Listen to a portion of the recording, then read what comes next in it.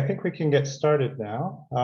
Welcome to this side event on monitoring progress on household drinking water, sanitation, and hygiene, with a focus on taking stock 5 years into the SDGs. I'm Rick Johnston with WHO, and we also have Aicha Donmez and Tom Slaymaker from UNICEF, who will be presenting from the headquarters of the JMP team, and we have a number of country partners as well. Now, let's see, advance slide, please. There we go. Now, just before we get started, I would like to acknowledge the sponsors of the side event. It's really great that we could all join this conference virtually, and that's only possible because of the support of sponsors like Easy Water for Everyone, German Cooperation, GIZ, and the Washington Schools Network. So thank you all.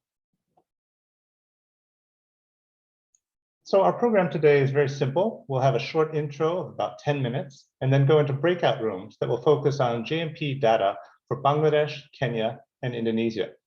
We'll have 3 rounds of inputs for each breakout room covering drinking water, sanitation, and hygiene and menstrual health. So for background, the WHO-UNICEF Joint Monitoring Program for Water Supply, Sanitation, and Hygiene, or JMP, monitors those things: water supply, sanitation, and hygiene in different settings. We produced our first global SDG baseline report for Washington households in 2017, followed by baselines for Washington schools in 2018 and Washington healthcare facilities in 2019. Each of those reports is updated every 2 years. So we've just published the 2021 report on Washington households, which we'll be discussing today. And we're preparing already for next year's updates on Washington schools and Washington healthcare facilities.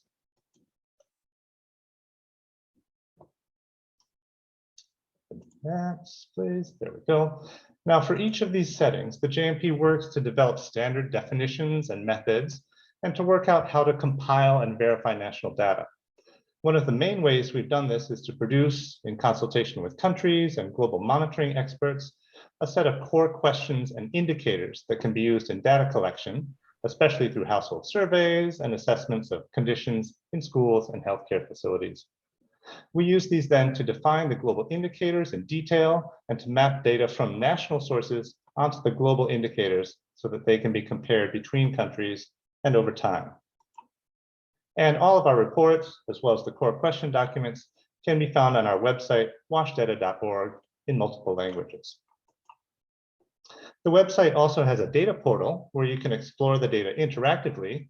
Here you can see Bangladesh is selected on the map on the right, and you can see some of the summary statistics and charts that are available on the website.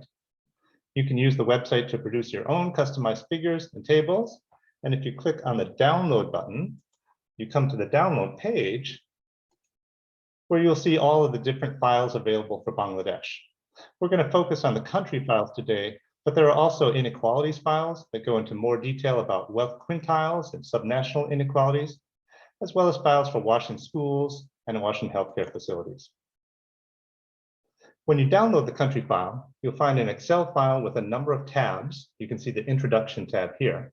And we'll be using these today for the breakout rooms. So I encourage you to go to the website and download the country file for Bangladesh, Kenya, or Indonesia before we get into the breakout rooms. And you'll be able to choose which room you'd like to join. But before the breakout rooms, I want to mention a few facts from our 2021 report published a few months ago.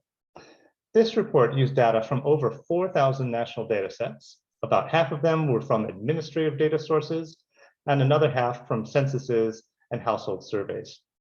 The global database now includes over 3,000 data sets on drinking water and sanitation, but only about 200 on hygiene. Those are almost all household surveys.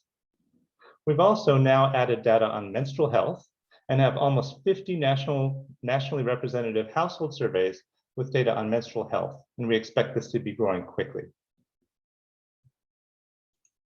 We'll be looking at highlights from the report in more detail, but the main message of the report is that 5 years into the SDGs, it's clear that the world is not on track to meet any of the SDG targets for water, sanitation, and hygiene.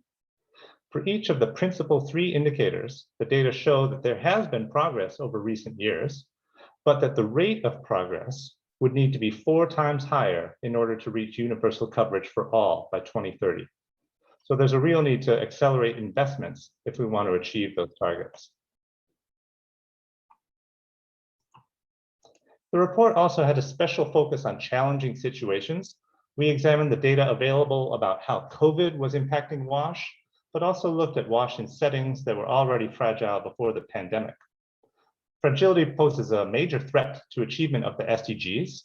The OECD lists 57 fragile contexts, which were home to almost a quarter of the world's population and more than 3/4 of those living in extreme poverty in 2020. And what we found is that people living in those fragile contexts often have much lower WASH service levels and will need to be a major focus of efforts to accelerate progress toward the SDG targets. So in 2020, we found that people living in fragile contexts were half as likely as those in non-fragile contexts to have safely managed drinking water. That was 43% compared to 82%, as well as safely managed sanitation services. That was 33% versus 60%. And they were 5 times as likely to lack even basic drinking water, 4 times as likely to lack basic sanitation, and 3 times as likely to practice open defecation. There were also significant disparities between fragile and non-fragile contexts within each SDG region. In Oceania, for example, there was a 47 percentage point gap in coverage of basic drinking water and a 66 percentage point gap in basic sanitation coverage. We didn't see such differences like that in Central and Southern Asia or in Sub-Saharan Africa, although only a quarter of those in fragile contexts use basic hygiene services compared to 1/3 in non-fragile contexts. Finally, Latin America and the Caribbean had the biggest coverage gaps for safely managed drinking water, and Eastern and Southeastern Asia had the biggest disparities in coverage of safely managed sanitation services. So that's a very brief intro, and I'd like to now invite you to join the 3 breakout rooms. We're asking each of you to choose one room dedicated to the data in Bangladesh, Kenya, or Indonesia, and to stay there for the remainder of the session for 1 hour. We have colleagues based in each of those countries who will be hosting those rooms and will stay there with you. And we'll have 3 rotating speakers, myself, Aicha, and Tom from UNICEF, who will come to the room and give a short presentation of about 10 minutes, followed by a discussion, and that'll cover drinking water, hygiene and menstrual health, and sanitation in sequence. Then after 20 minutes, the speakers will rotate, and we're asking the rest of you to stay in that same room and to move on to discuss the next topic.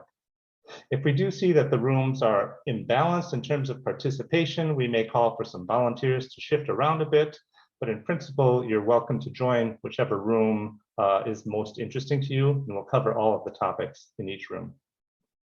Because of time limitations, we won't be coming back to the plenary. So after the final round, we'll have some concluding remarks inside the breakout rooms, and we'll just close from there. So with that, please go ahead and choose a breakout room, and we'll see you in there.